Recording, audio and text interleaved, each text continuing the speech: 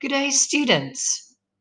Today we'll continue with the play that we've been looking at in our Common Core progress. Our play is Squirrel and Frog Outsmart Fox. First, we're going to just revisit and have a look at the elements of a play and of a story, things that have to be there. Right, let's start.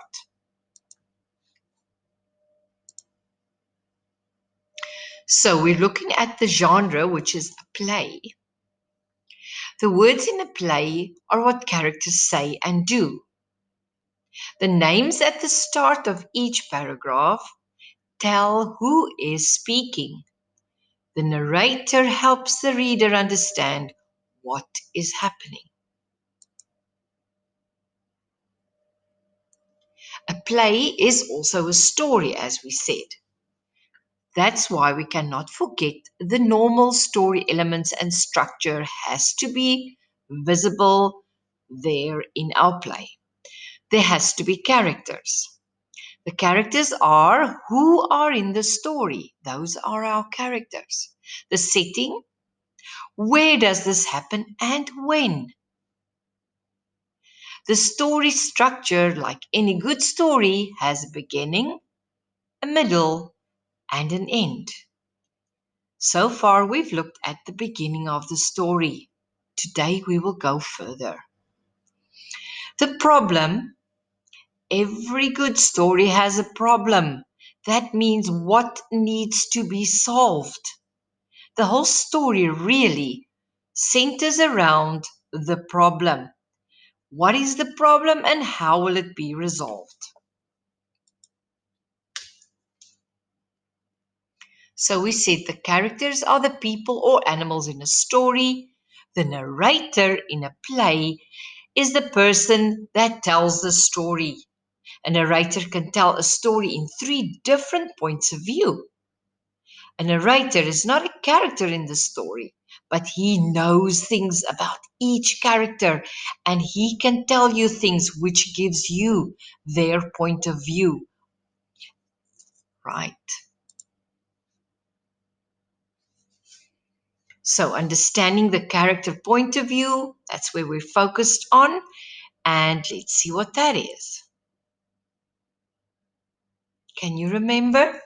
The character's point of view is how they see a situation. Every character has a different way of viewing a situation. As in normal life, we never think the same as our friends. Sometimes we think alike, but we don't all always think the same way of something. Right. Characters may have different points of view.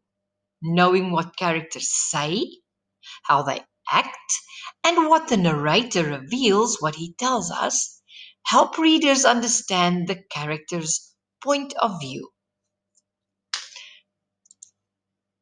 Right. Let's go see what Squirrel and Frog is up to today.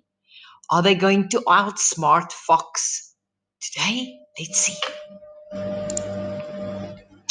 Right.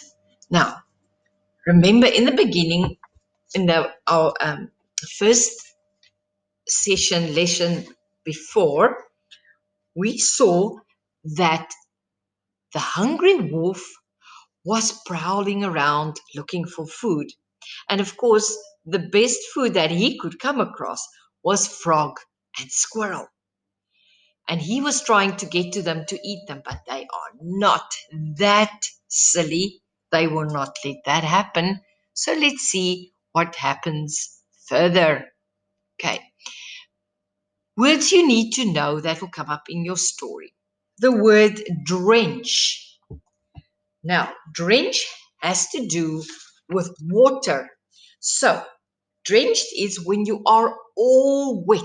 If you were caught out in a storm and it rained and you did not have an umbrella, you will be drenched, meaning dripping with water. The word lunge. Lunge.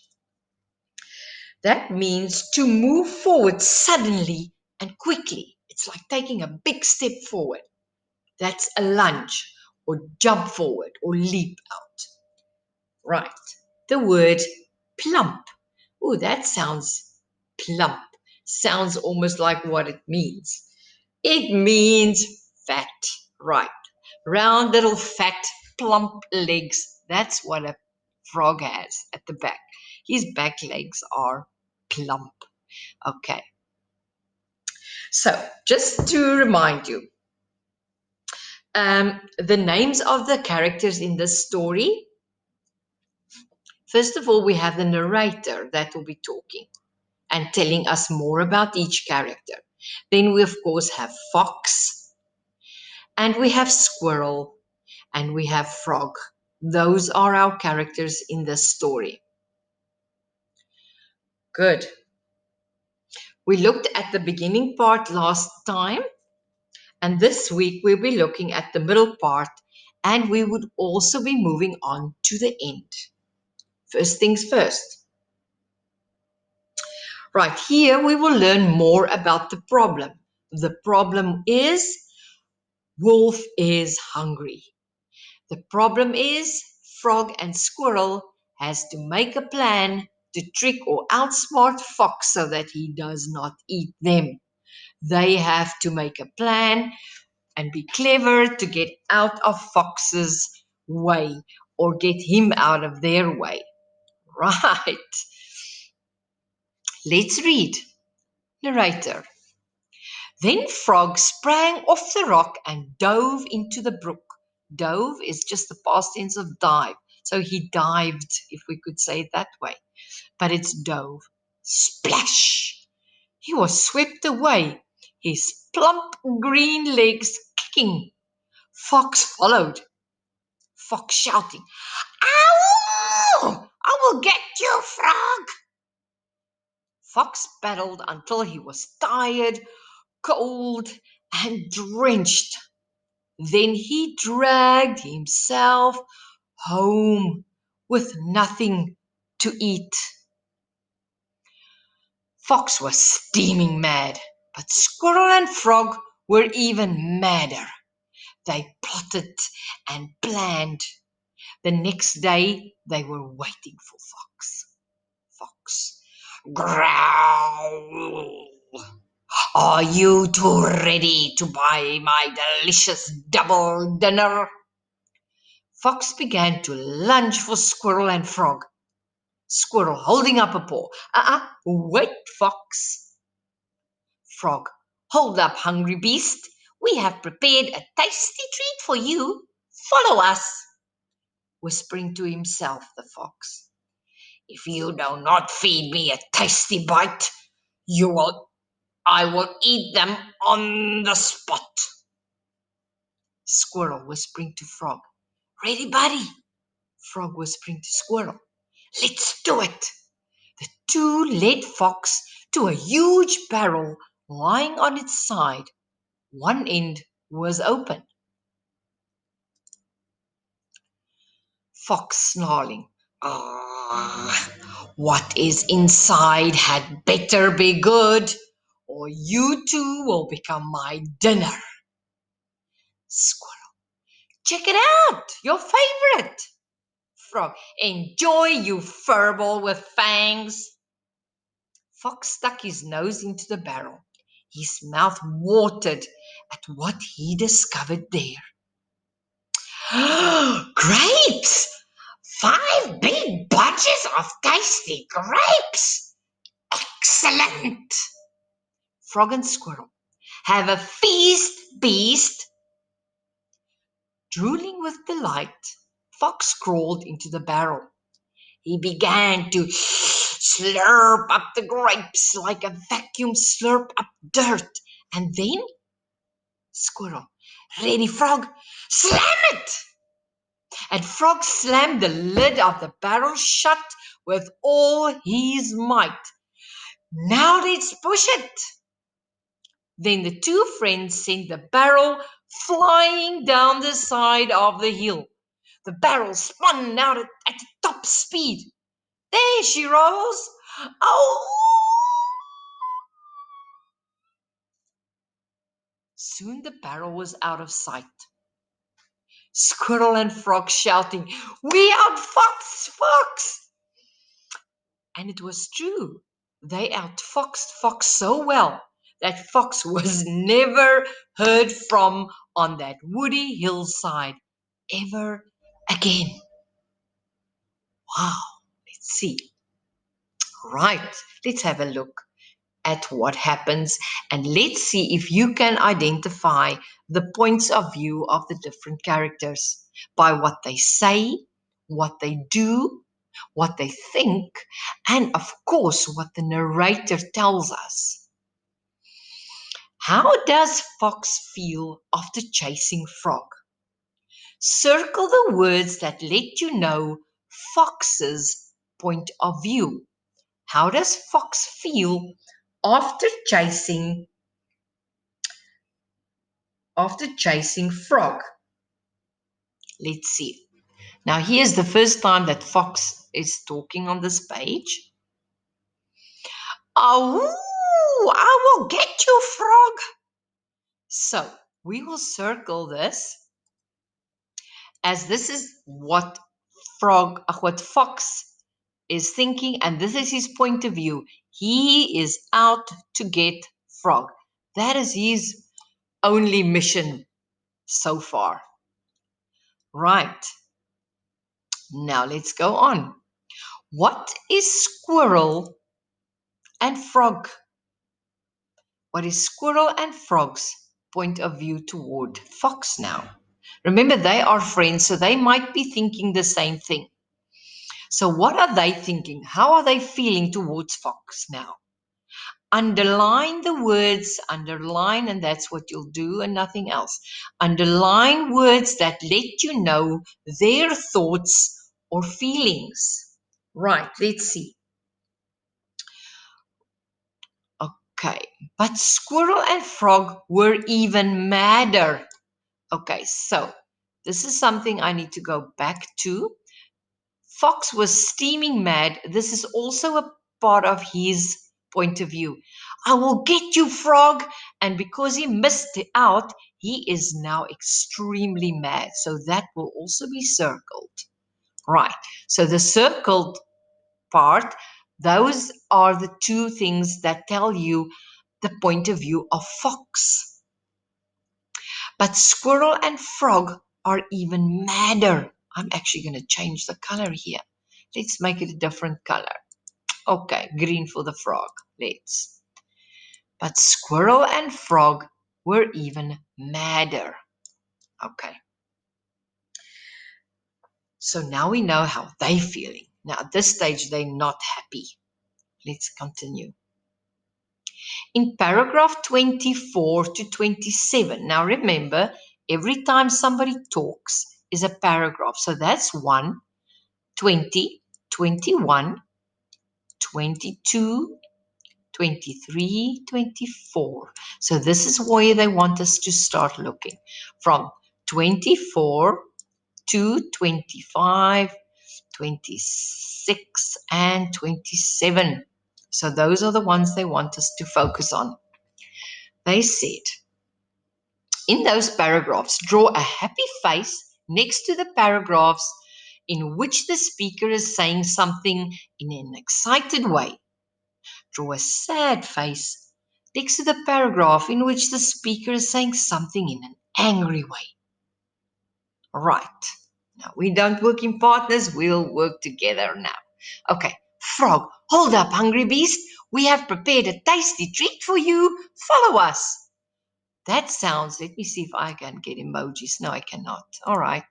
We'll have to make our own little faces. So, follow us. Do you see the exclamation mark here? That tells us about excitement and about deep feelings, so strong feelings. But in the way they say it, they are excited to see what he's going to say about this.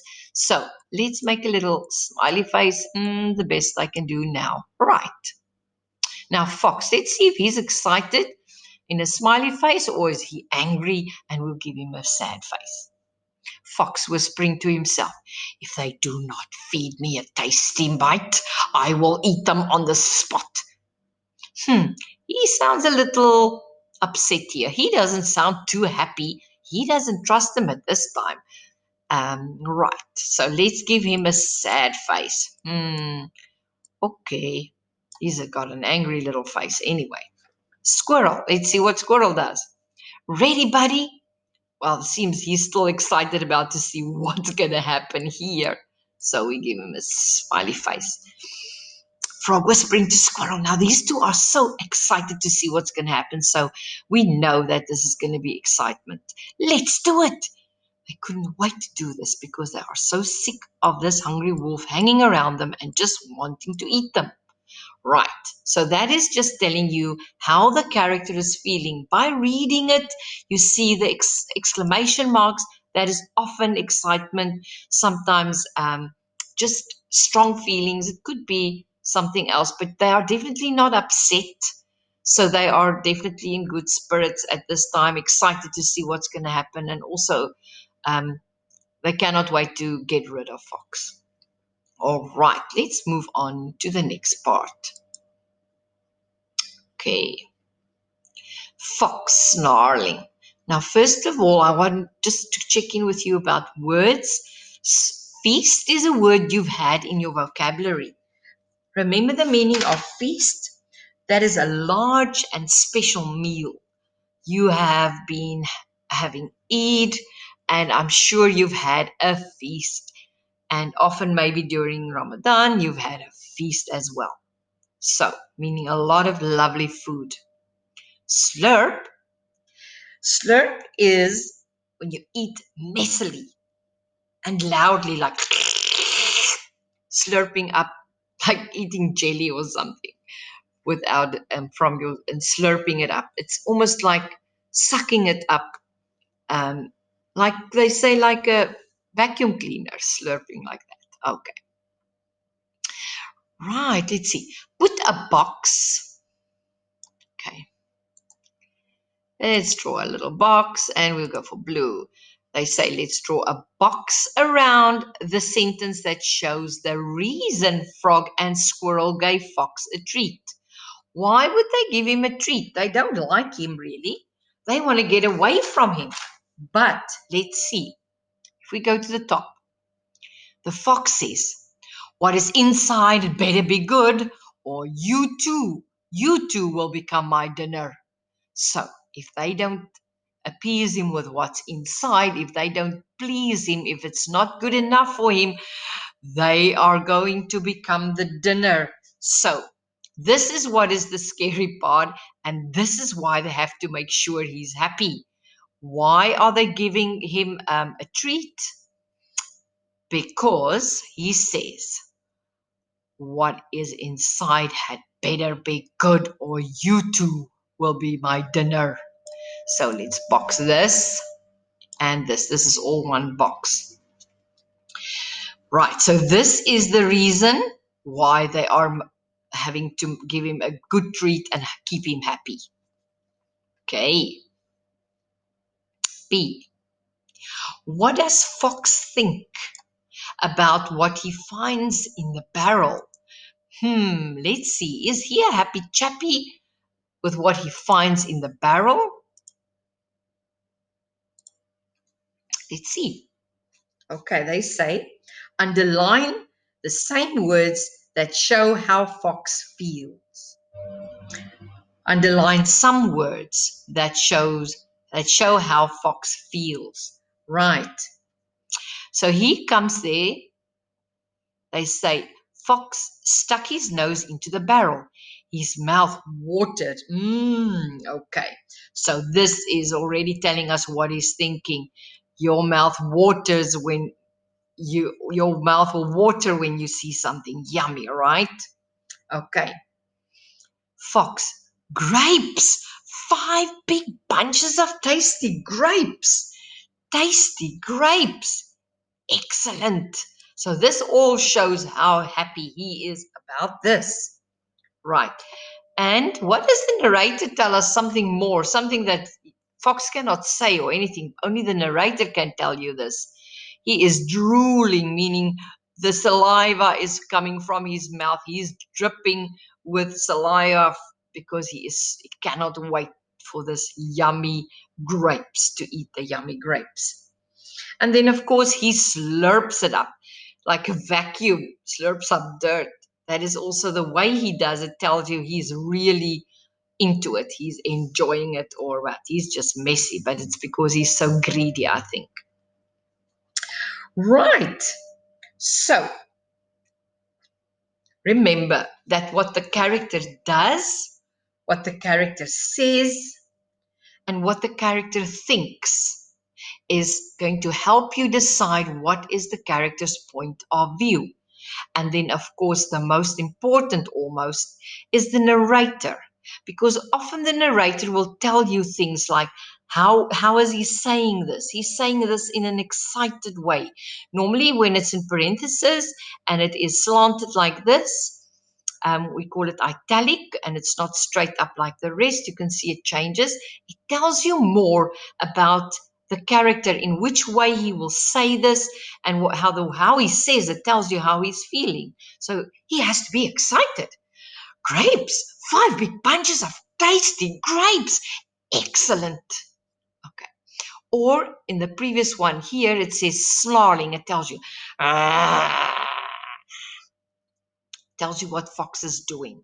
And he snarls when he's like not too happy or he's ready to cause a problem. Okay.